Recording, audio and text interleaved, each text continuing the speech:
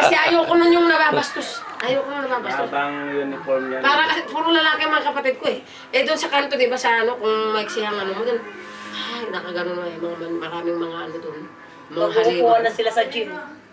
Kaya ako noon, ang palda ko ang pinagawa, although yung ante ko, tatahian niya ako ng, yung ante ko ang nananahi eh. Hanggang dito ang tinahi sa akin. Tinastas ko yan. Hanggang dito. Oo. Kaya nung nag-require ng mag-PE, yung sa PE po, uniform na karangan hanggang dyan, ang pinatahi kong uniform hanggang dito. Bloomer pa.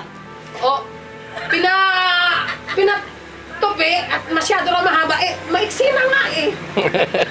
Eh, ang required eh kasi di ba yung mga teacher noon, sila Madam Flores, Sexy. Yeah. mga kalidad na ganyan nung nakikita yung putang ina mga student.